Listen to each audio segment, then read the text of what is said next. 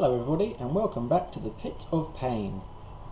So today I thought I'd do a quick catch up on what's been going on with Alessa's Curse, the Letourneau and the Sackman. Since the last time I didn't give you too much information, and since then I've done an awful lot of writing on each one, so I thought now it's about time to give you a lot more on what's going on with each one, as well as now's another chance for you to put a comment down below and tell me which one you'd like me to finish first. Apart from those ones that I've been working on, I've also come up with the ideas for another 2 stories. Now, what I've also changed was remember when I was talking about calling it From the Shadows to Sackman? Well, I completely changed all of that. Still got the name of Sackman, but I've decided to call From the Shadows is now the actual collection of these new horror stories. So we've got, it's just called From the Shadows, and then you've got well, of course, Alessa's Curse, Sackman and Letourneau, and these 2 new ones, which I'm not going to talk about too much today, because they're going to follow on from one of these other ones that I've been working on, so you have to wait and see which one it follows up from.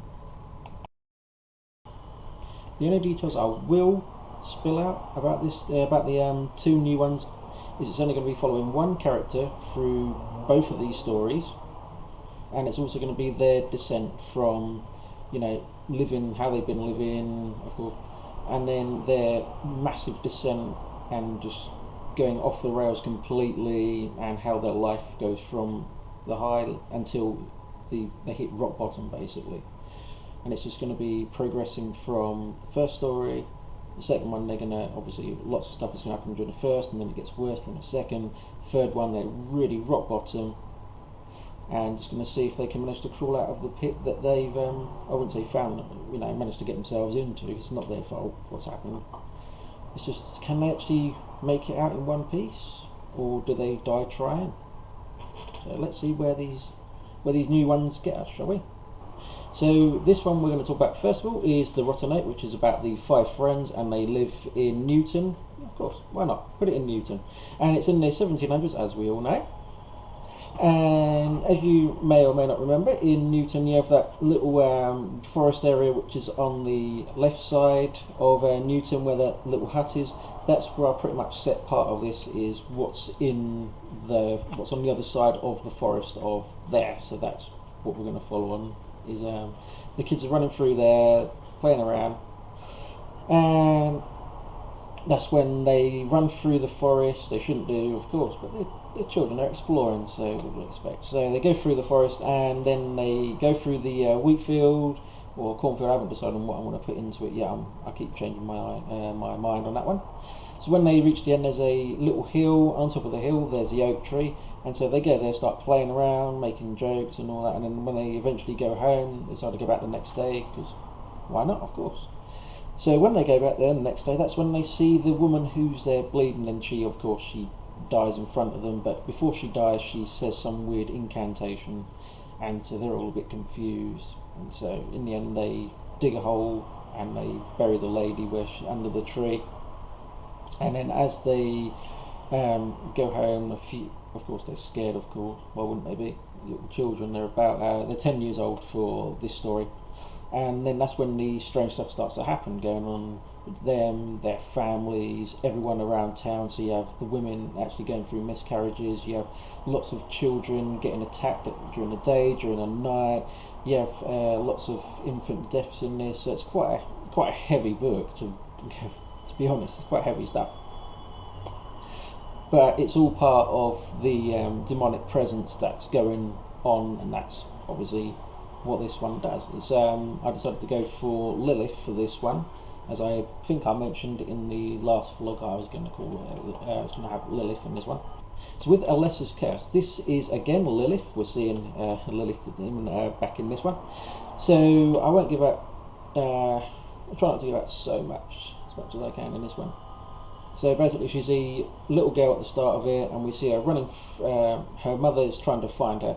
She's calling out and she can't find her, of course, and she runs through the forest. She sees her daughter, she sees Alessa running through the little high grass that's on the other side of this fence, and it's right across the road, across the main road, and so she's very worried for her daughter. So she runs over, jumps the fence, goes and grabs her, and that's when she says, "Why have you run away?" And she's taken the ribbons out of her head. She had long red ribbons in her hair. So she's tied them to two branches along the way so her mother could also find her. I says, "Why was you running away?" She says, "I was running away, I was hiding from this lady who's been chasing me." She says, "Who's this lady? Where is she?" She says, "You can't see her," and all that. She says, "She's got no clothes on, just this silk sheet, or got a sheet around her." So of course the mother's looking around trying to find this person who's been apparently chasing and playing with her daughter who's got no clothes on. So, and that's actually going to be the demon, of course. Of course it's a demon, of course. Why not? So then we're going to give some more details on her life at home and her school life while she's quite young, and then we're going to go a few years ahead of that. Still going to do some more details about school again and how her life is changing around constantly all the time, hearing voices, seeing things, and then we're going to go to when she's a teenager, and then we're going to go to when she's an adult, of course, and everything that she gets up to now, of course, because the demon has now got a lot stronger from within, and the demon is also wanting her to, of course, kill children, kill men as well, so she's really getting around now. So she sleeps with quite a lot of guys, but she also kills them as well.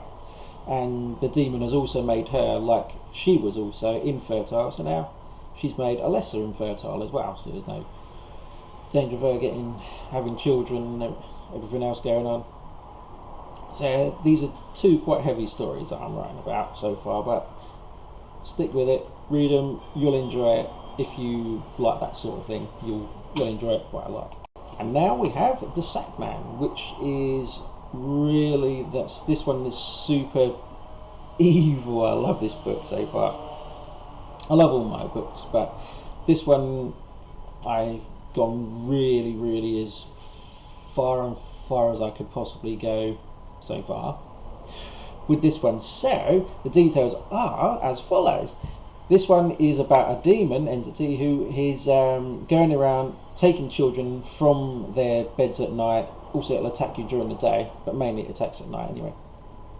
And so we're following Ben as he's a 4-year-old child. He's got slow development, he can hardly really talk, can't really say too many words, but he's very aware of what's going on around him. And so he's constantly being visited. He shares a room with his elder brother who's called Adam. And Adam doesn't really see or believe in this thing that's in their room, but Ben, he sees it an awful lot. He sees it almost constantly, and so this demon, I haven't given it a name yet, apart from he's just got the name, the Sackman. I haven't given it a proper name. So he goes there visiting their room almost every night, and the lights always flick on and off for a little bit, and then there's a horrendous smell in the room, and that's when Ben knows the creature's coming, and he of course ascends from a puff of smoke, and then he's there just like that. And so he'll go around the room inspecting them both, and he starts poking them, and he likes to smell them as well.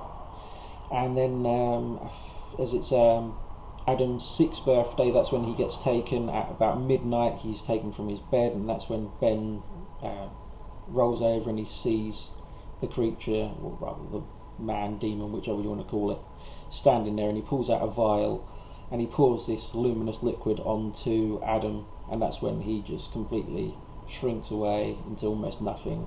He just picks him up, puts him into the sack, gives the sack a tug, and then the sack just kind of shrinks into nothing basically, and he attaches it back onto his belt, and off he goes. And that's when Ben stops talking completely, and then we go to, he's in therapy, and his parents are also looking for this man who they believe is behind the whole kidnapping, because he's been seen in the area. He's an elderly man, he's also homeless, and he's a known paedophile. So of course they believe it's him, the police think it's him, so everyone's out there looking for this one guy. But of course it's not him, it's of course this demon entity, but they don't know that until much later. So with this one, it's going to have an awful lot of child kidnapping, some discussions in there about trying to got another fly in there again.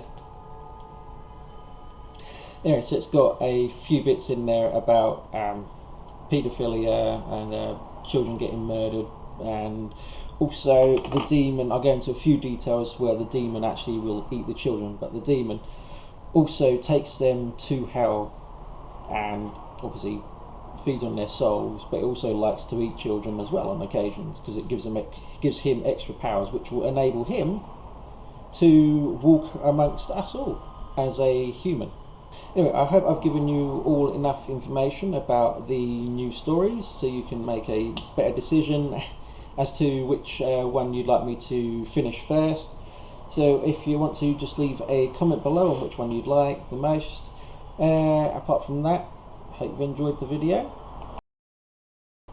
I'll also leave the details of my blog, my Twitter and my Instagram, as well as my YouTube channel. So if you want to follow any of those, please feel free to, and you'll enjoy yourself, especially if you follow my blog. I'll leave a few pictures on here as well, so you can see some of these stuff from my new pages that I've created.